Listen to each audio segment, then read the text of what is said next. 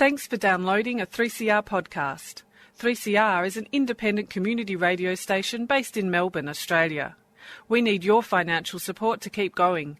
Go to www.3cr.org.au for more information and to donate online. Now stay tuned for your 3CR podcast. Wow. But you also had people that were very fine people on both sides. And the aliens with mind meld and give them the technology. They're bad aliens. So are you surprised the Nazis were influenced by demons? No, if demons are real, I would definitely think they'd be on the side of the Nazis. Yeah. McDonald's is connected to the Clintons. They chop up the bodies and put them into the sausage and hamburgers. People are being cannibalized. Look it up. And I'm watching CNN talk about this as violent white nationalist protests. We have done everything in our power to keep this peaceful, you know?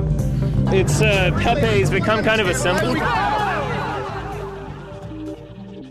Welcome to Yeah Na Pasaran, a show about fascism and its gravediggers. I'm Cam Smith. I'm Andy Fleming.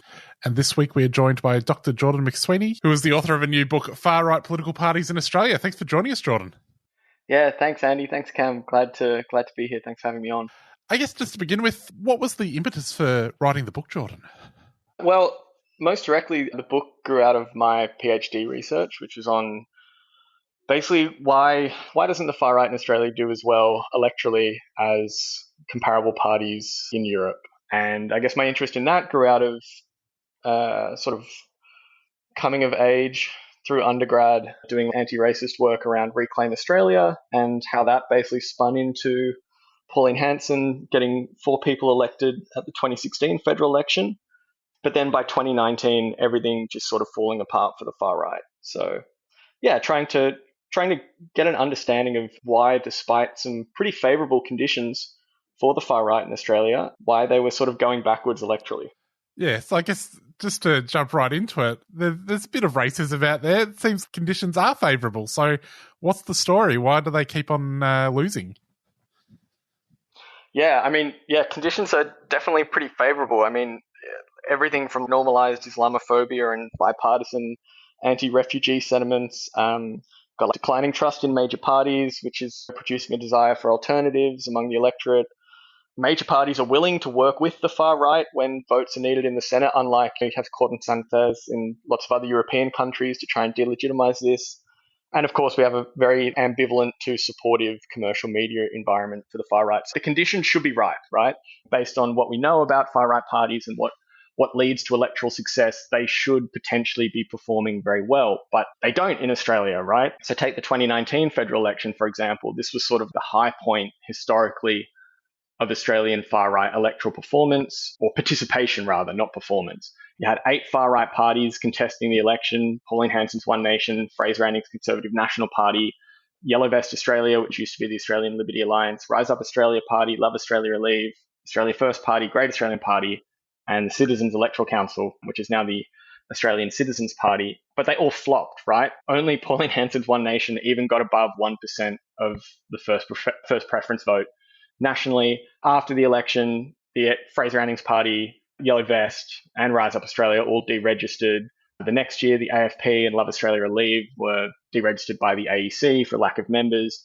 So it's all sort of fallen apart for the far right at this point electorally. And I guess the argument I'm trying to make is that despite all of these very favorable conditions, despite sort of no shortage of potential far-right competitors, the reason they fail is largely because they can't take advantage of these favorable conditions, right? And the reason they can't do this is, I argue, they lack a functioning party organization. So far-right political parties are very bad at the political party side of things. They don't have effective and accountable leaders. They don't have purpose-built structures, local branches, and things like that. They can't attract and retain or train up quality candidates to represent the party and sell their message and wage a local election and campaign. And then across the board, generally not very good at just using their fairly limited resources in a way that gets dividends. And all of this is a good thing. I'm extremely thrilled that we have poorly organized far-right parties in Australia, because I do worry that if a well-organized party came along, we would be Sweden and Finland, for example, used to be considered these outliers in the European far-right space that the far right just can't take hold, blah, blah, blah. But then all of a sudden, an effective leader and party comes along, and Sweden Democrats are the second biggest party in the Swedish national parliament now. So I think, unfortunately, the ground is sort of ripe. Fortunately, the far right is very bad at taking advantage of that electorally. And so in a way, the book is sort of a warning to not rest on our laurels, right? We can't just think that because Pauline Hanson's One Nation is going backwards at the polls, that sweet, wipe our hands and be, yay, we've beaten racism in Australia. Actually, I think it's a sort of warning that we need to be vigilant and think about other spaces where the far right is perhaps being more successful, or other ways in which they're getting a foot in the door. So like things like mainstreaming Islamophobia and stuff like that.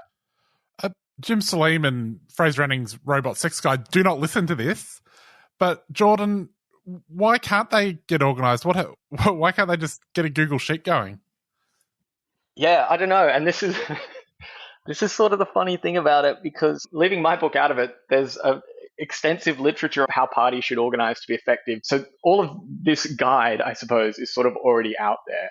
And for whatever reason, they haven't read it, and that's good. I think a lot of it has to do with some of the big competing personalities out there. So like Pauline Hanson and James Ashby, for example, who's the chief of staff. They're very good, I guess, at some things in which they do. Pauline Hanson's clearly not an idiot. She's been around for 30 years and has had individually a pretty successful career, but she hasn't really been able to turn that, let's maybe call it external charisma, for lack of a better term, into internal leadership. And I think we can most visibly see this with things like unilaterally dissolving the New South Wales state executive, giving Mark Latham the boot and things like that, and basically the party shooting itself in its foot continually. It does this when it recruits candidates that bring the party persistently further into disrepute, whether it's the guy that mowed a swastika into his lawn and Sig Heil, to various people who've made racist, misogynistic, homophobic statements on social media, to things like James Ashby going to try and solicit money from the NRA and getting caught on tape. So they just, fortunately, continue to shoot themselves in the foot. There's this constant stream of cock-ups. And part of the reason why this continues to happen is there are internally within the parties no internal accountability mechanisms, right? Pauline Hanson's One Nation is nominally run by executive decree. Pauline Hanson and her circle of supporters decide they want to do something, so they do it. And if people within the party are unhappy about it, well, that's just too bad. There's no grievance mechanism. And if there was, it wouldn't affect Hanson based on the way that the party's structured. She's written into the constitution as the party's president for life. She can handpick her successor when she eventually decides to step away from politics. So what happens is, instead of managing the factional tensions in a way that moves the party towards a more streamlined and professionalized organization, people just leave. And you have these highly inflammatory splits in the party. All of a sudden, your small membership base is even smaller. All of a sudden, you've got a new competitor on the scene, taking away the handful of votes that you were already getting. You have a whole suite of bad press coverage again, and the cycle sort of continues. And this has happened over and over again since One Nation returned to the polls in 2016, and it's the history of One Nation in its first iteration from 1996 to the mid-2000s. Yeah. Do you think, Jordan, that when I think about figures like Hanson and Anning and maybe some others, they seem to be driven in large measure by opportunism? And I guess I wonder, in terms of the calibre of the sorts of people who are establishing and leading these parties, is the other thing that's missing a real drive and determination to build a mass party in the first place? Yeah, and I think you're right there, Andy. I mean, yeah, Pauline Hanson's been around long enough. She knows how politics work. I mean, I don't know that, I'm not saying that you have to have a mass party to be a successful party. I mean, Geert Wilder's Party for Freedom in the Netherlands is quite literally a one-person party. He's the only legal member of the party organization. And that works extremely well. But the difference is he's a pretty slick political operator. He is able to build and get good people around him, good in the sense that they're skilled political operators, not that they're morally or ethically good, rather. And he's able to set up an infrastructure that is able to support him and people on his electoral list. And In Australia, that doesn't really seem to happen. I mean, the electoral strategy of a party, say Fraser Anning's Conservative National Party at 2019, was okay. They stood candidates in basically just about every seat in the lower house and the Senate. But of course, the party knew that there was no way that any of these people were ever going to be elected. So why did they overextend their extremely limited resources to begin with? One reason is probably to try and appear like a legitimate political party, that they were serious, that they could contest all of these seats. But I think the real thing, which speaks to your point about perhaps opportunism and the sort of self-centered, leader-centric nature of these parties, is that really their electoral campaign is about harvesting crucial Senate votes to keep the party leader in a plush, well-paying job and keep them in Parliament. There isn't really an interest in building an organization beyond that. I will say that One Nation, compared to the other 7 parties in the book, is much more developed and has gradually, while simultaneously backsliding federally, has had a degree of state-level consolidation. So they have a parliamentarian now in Victoria and South Australia for the first time ever. But even while this is happening, even at the state level, they're backsliding. Queensland, they lost Steve Dixon.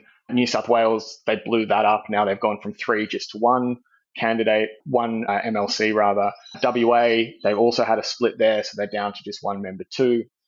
So there is, I think, as you say, a lack of willingness, for whatever reason, to actually build a smoothly operating party machine. And I think because part of that would require a degree of trade-off. That requires some degree of accountability mechanism. It requires some degree of power sharing potentially. And it would potentially require decentering Hanson a little bit, which doesn't seem to be something that they're particularly interested in. Among other things, in terms of examining party organisation, I guess what's also interesting, speaking in terms of popularity and so on, is many of these parties have extensive social media profiles with significant followings, and yet at the same time, fairly modest returns at the ballot box. So can you talk about how these parties employ social media, what the intention is of them doing so, and what are the actual effects? Yeah, for sure. So you're absolutely right. I mean, Pauline Hanson is basically Australia's most successful in terms of likes and reach politician on Facebook, for example. Now, of course, all of this needs to be sort of thought about in terms of the caveat that we don't know where the audience is actually located. For all we know, it's Republicans in the US or like whatever, right? So we don't know that they're actually Australians who are able to vote in elections in Australia who are liking, sharing, watching, consuming their Pauline Hanson's content, for example. So I think it's important to have that kind of caveat around their numbers. But yeah, in raw numbers, they have way bigger reach, engagement, just raw followers than most other Australian politicians. But unlike what I guess a lot of the literature on non-far right political parties and how they use social media would suggest, which is parties would use things like Facebook or Twitter to extend their regular organizational functions. So they'd use it to try and recruit new members, to try and drive up fundraising. They might have digital branch structures by having Facebook groups for various local groups of the party.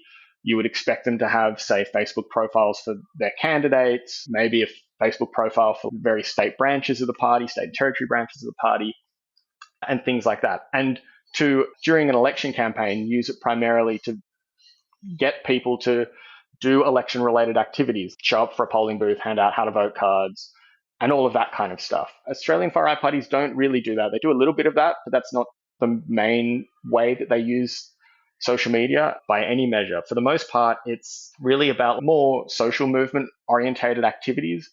So it's about frame construction and dissemination and collective identity building. And that's not to say that non-far-right parties don't do that as well, but it's part of the broader organizational activity, whereas for Australian far-right parties, this is sort of all they do. And what I mean by those two things is it's about, I guess, identifying a particular problem. Let's say, I don't know, immigration. One Nation's always harping on about ascribing blame for that problem. So let's say it's the ALP and talking about a solution. Well, the only solution is support One Nation, vote for us in 2019 or whatever, because we're the only ones that can stop immigration or what have you.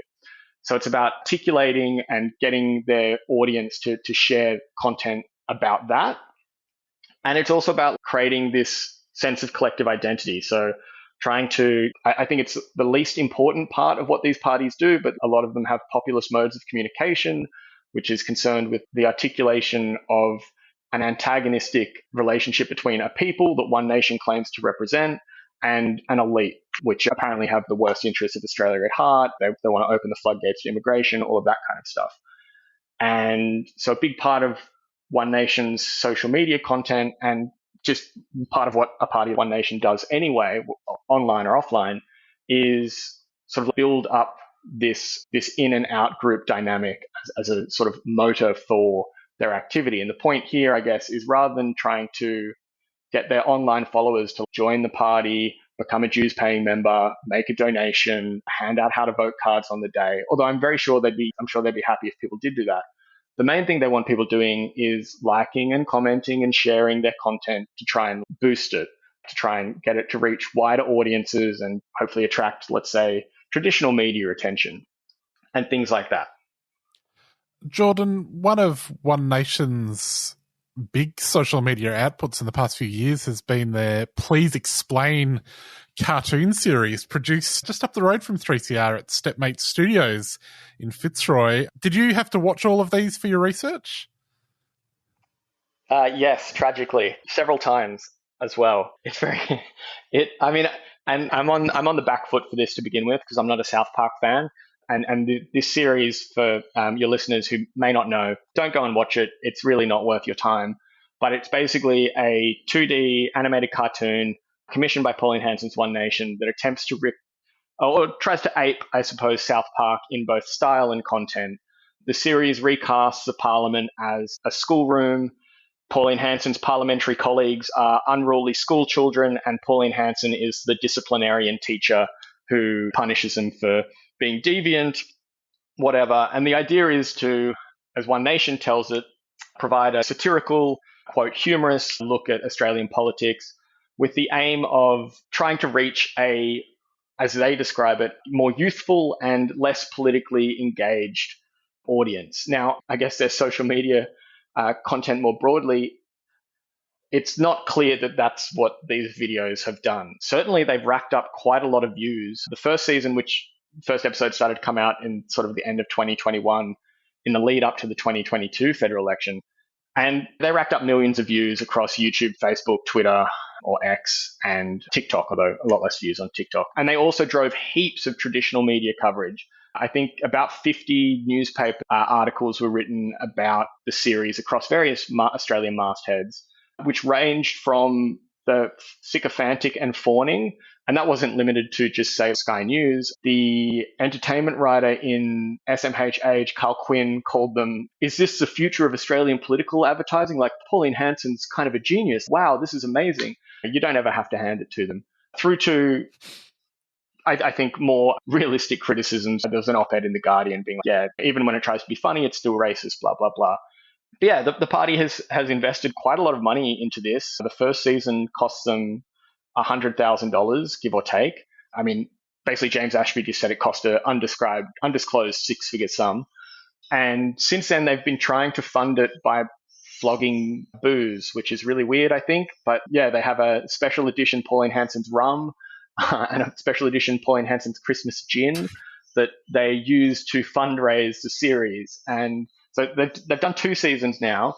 And the second season becomes a little more explicitly ideological, I suppose. There's explicit discussion around cultural Marxists who are trying to destroy our children by giving them gender transitioning pills or whatever.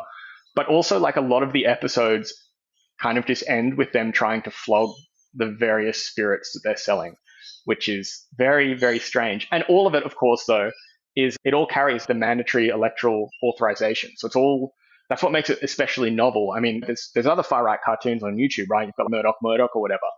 But this is, in the English-speaking world, the only example of a political party doing an animated series as a sustained piece of political party advertising. I actually found out yesterday, speaking to an Austrian colleague, that the Austrian Freedom Party actually did do something similar about 5 or 10 years ago, but that's in German, so I can't translate it.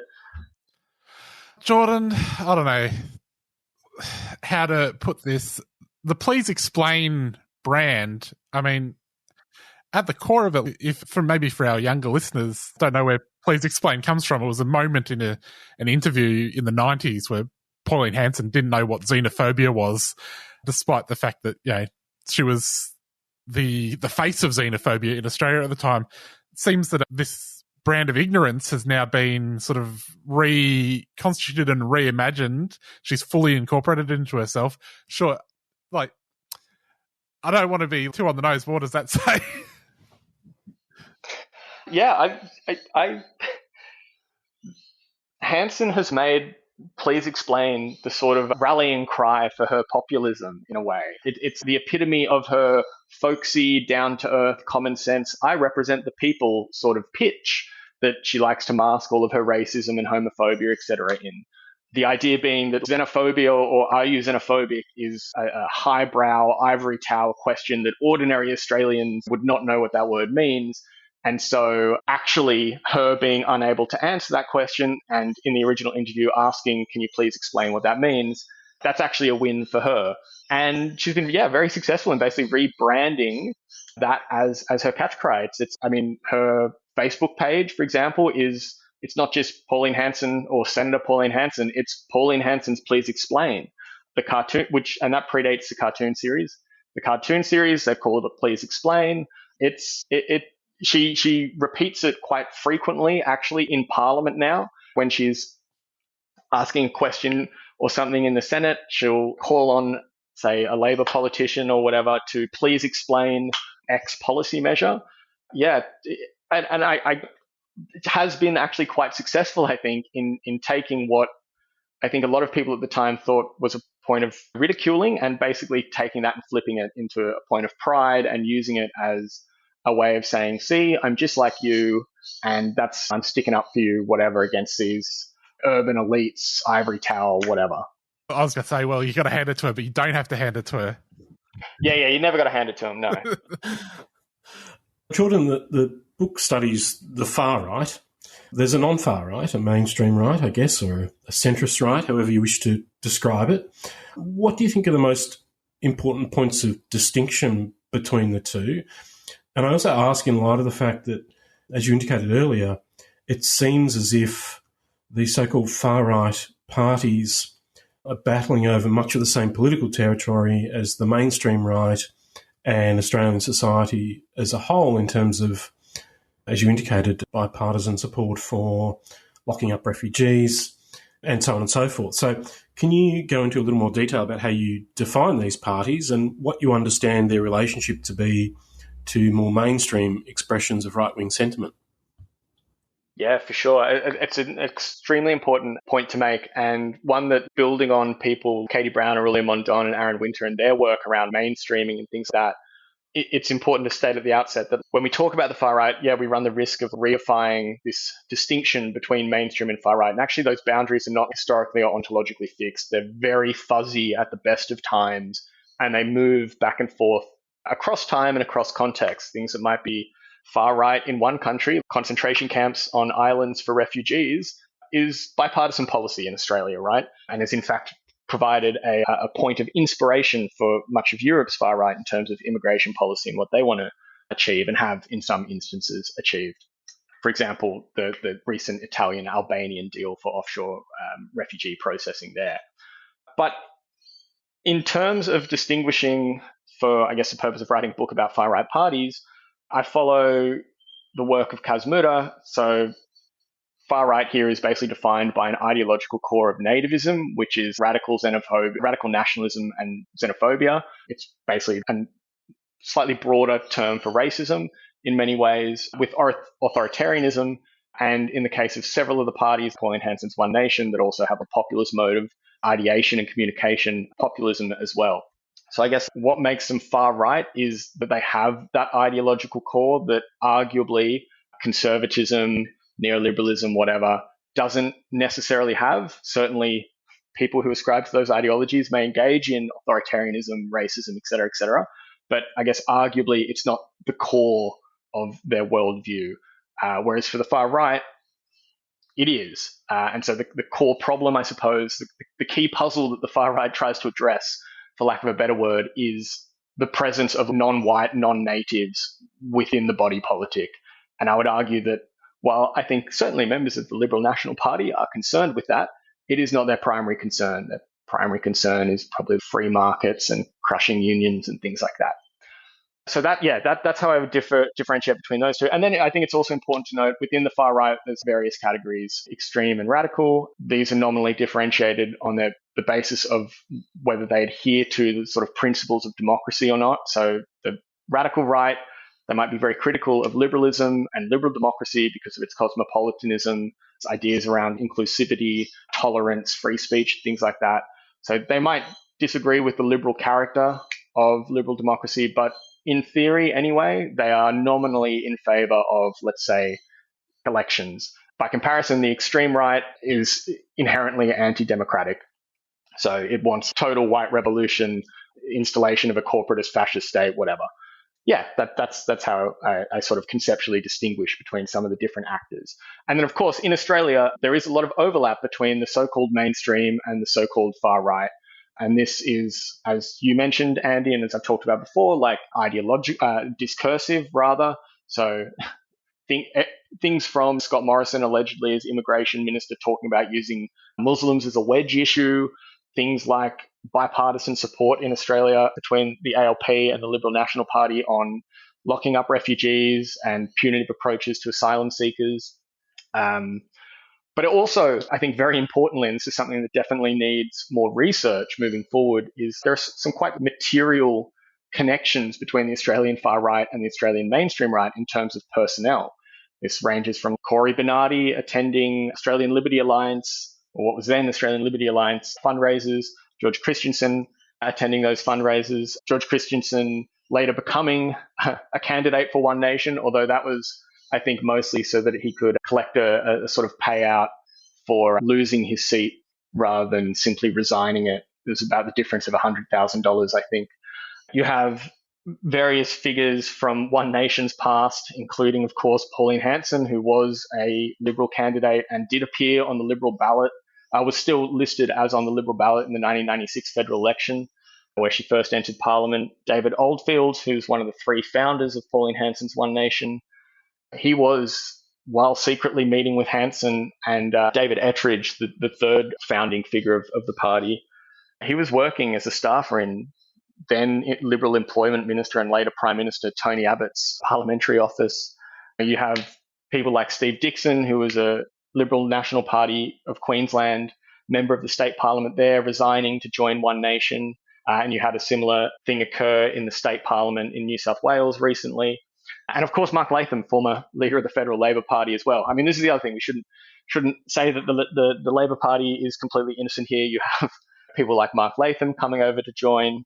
You have people like Graham Campbell, who founded the Australia First Party. He was a breakaway from the Australian Labor Party and went on to stand as a candidate for One Nation in the 2001 federal election.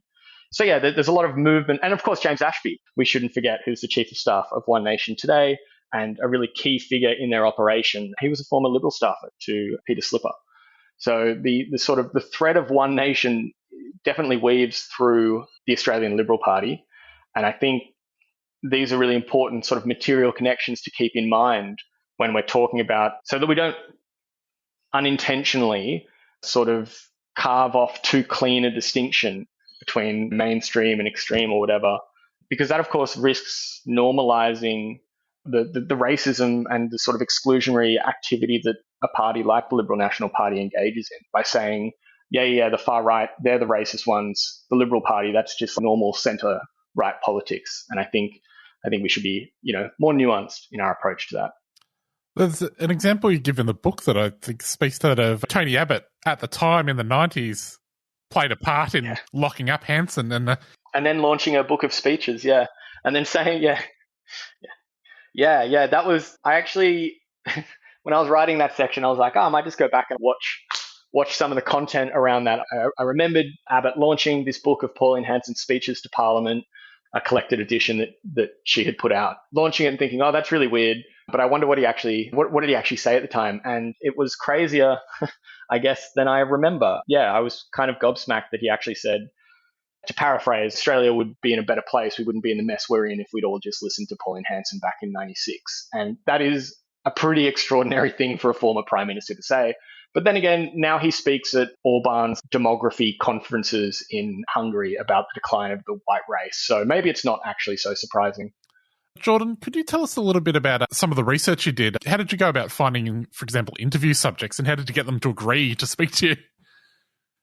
Yeah, that was tricky. So basically, the AEC, part of the reason the book focuses on the 2019 federal election, aside from it being, I guess, a critical case study as the high point of this electoral participation from which the electoral performance and participation of the Australian far right went backwards, many of the parties that contested that election folded shortly after, and so on. It also strategically provides an opening because the AEC, the Australian Election Commission, publishes makes public rather, contact details for most candidates who stand at elections. So basically, after the election happened, I was able to download that Excel spreadsheet, and it fortunately had phone numbers and email addresses for roughly a bit over 200 far-right candidates stood across these 8 parties, most of them coming from Pauline Hanson's One Nation, Fraser Anning's Conservative National Party. And I basically just spent a few weeks on the phone calling people up one by one and asking them very politely if they would be happy to have a chat about their experiences as a candidate for whichever party they stood for, to tell me a little bit about their involvement in the party, what the campaign was like, their reflections on the party's performance, what they think should be done differently, et cetera, et cetera. And, the overwhelming majority of people didn't answer their phone. And in fact, quite a lot of the One Nation phone numbers were dead. Like, they wouldn't ring through. So I don't know if they just had the phone number set up just for the campaign so they didn't have to give out their personal number or whatever. Eventually, some people were happy to say yes because they were just really happy to have a chat, I guess. When people agreed, it really wasn't more complex than that. They wanted someone to listen to them talk about politics, I guess. Yeah, that's pretty much how I got them. I just old-fashioned, just calling around, and it took quite a while, and only about 10 or 11 people agreed in the end. And I'm very grateful to those who did agree, because despite our obvious political differences, which I was pretty upfront about, and they were kind of funny about actually, but somewhat understanding, it didn't discourage them. Yeah, they were just sort of pretty happy to go along with it. Jordan, we've recently seen a lot of discussion about anti-Semitism in Australia for obvious reasons. And I guess that's a sentiment that's more closely associated in the public mind with the extreme right. One of the distinctive features of the extreme right, the Nazis who run around and cause trouble, anti-Semites, and that's a bad thing. But I'm wondering if, two questions, I suppose. Does this enter at all into your study of the far right in Australia? Does this animate it? Is it, if it doesn't, how does this compare to other parts of the world? And what do you think about the, I guess, response of the state and others? I noticed that there was a letter published recently by 600 very well-known Australians decrying anti-Semitism and racism. It didn't seem to call for any particular form of action, but registered anti-Semitism as a problem and situated it within a broader racist context. So, yes, the far right is associated with racism. Is there any particular role that anti-Semitism plays? And in far right discourse generally, how is that viewed?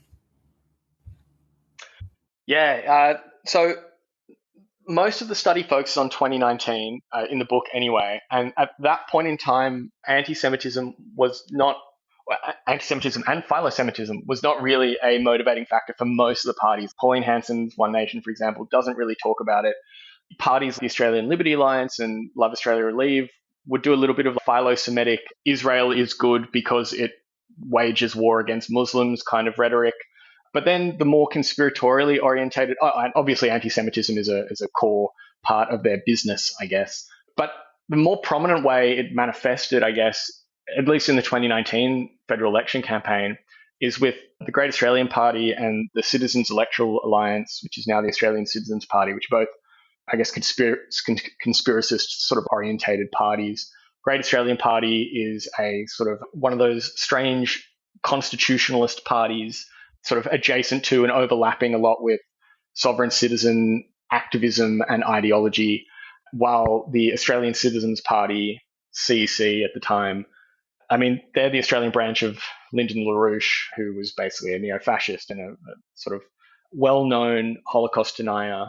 Both of them are anti-Semitic, but in slightly different ways. They're anti-Semitic because right-wing conspiracy thinking always comes back to blood libel. It always comes back to this idea of a Jewish cabal at the heart of the global financial order that's trying to destroy our sovereignty through manufactured crises kind of thing. So Great Australia Party and Australian Citizens Party sort of have this in common. But the Australian Citizens Party, being a sort of LaRoucheite organisation, has an especially kooky flavour to it. And I shouldn't make light of this because it is quite serious and horrifically anti-Semitic, but it is also just so bonkers that you can't, if you don't laugh, you cry. So within the sort of CEC's discourse, they're really concerned with the City of London, which they would put all in capital letters and its proper noun. And the City of London is a stand-in for basically the Jewish cabal, the Jewish bankers of London kind of thing. But what's really strange about them is they're super fixated on the British royal family, who, according to their ideology or according to their sort of worldview, is a global drug cartel. Essentially, the British royal family pushes pornography and drugs on the youth of the world, the white youth of the world, to make them febrile and easier for the Jews to control or whatever. And it's just the weirdest, most insane thing ever. And the Australian Citizens, the Great Australian Party, by contrast, who also believes that Australian sovereignty is being undermined by globalists and international bankers, which is always triple parentheses. That by that they basically mean Jewish people. But their solution is we actually need to return to a more close relationship with the British royal family, because if we return to a more traditional reading of the Australian Constitution and get rid of the Australia Act, which separated, that finalised like legal distinction between the British legal system and what is the Australian legal system, if we sort of get rid of that, we can deal with the global financial conspiracy by giving, I don't know, King Charles more power over Australia or something. It's not entirely clear how this would actually work, of course. But yeah, anti-Semitism is much more subtle. They speak in euphemisms around international bankers and things like that rather than saying the Jewish cabal. But this is basically, when you read it in a contextualized way, this is what they're talking about. And I'm very sorry, I forgot the second part of the question, Andy. Oh, that's okay. I was just asking you to comment on recent measures that have been made in the Parliament and elsewhere with regards addressing anti-Semitism, but also expressions of neo-Nazism. The swastika ban and stuff. It's I mean, the short answer is I think it's a waste of time, frankly. I think it's tinkering around the edges and does nothing to make the lives of members of the National Socialist Network really that much more difficult. I don't think it has any serious impact on their capacity to recruit and organize and what have you, not just because they have a whole suite of other symbols and gestures that they can rely on, but plenty of other jurisdictions have had similar bans for much longer, most notably Germany, and it certainly hasn't stopped the formation and growth of far-right and neo-Nazi movements in those jurisdictions either. So I think it's something that the government can say they're taking measures, they're acting tough on, blah, blah, blah. But I think it actually does very little to actually combat anti-Semitism and combat racism more widely. And I think it does even less to actually inhibit organized far right. In saying all of that, I'm also not losing sleep that the swastika is banned. I appreciate that it is very important, obviously, for public sphere actors like premiers, like prime ministers, opposition leaders, whatever, and governments to basically make a claim that, this kind of hatred is not acceptable. It has no place in our community, and all members of the community have a right to feel safe and not be intimidated and threatened. And that's the only purpose of a swastika in these contexts. Of course, I appreciate that there are particular religious contexts, but in the context of the organized far right, the swastika only has one role, right? So I appreciate all of that. I'm not at all convinced that making this an issue for cops and courts helps either. I certainly don't think we can police our way out of hate speech, for example. Well, Jordan, we'll leave it there. Thanks so much for joining us. People want to find you on x.com. You are at Jordan_McSwiney, and the book Far Right Political Parties in Australia, Disorganisation and Electoral Failure is out early next year. Thanks for coming on. No worries. Thanks so much for having me. Well, Andy, that's our show. We'll be back next week for our final show of the year. See you then. You might have heard about the Community Radio Plus app, but it's only when you start using it that you'll wonder how you lived without it. You can listen to us wherever you are, at home, work, driving, on public transport, gardening, protesting, or even in the bath. Just search Community Radio Plus wherever you get your apps.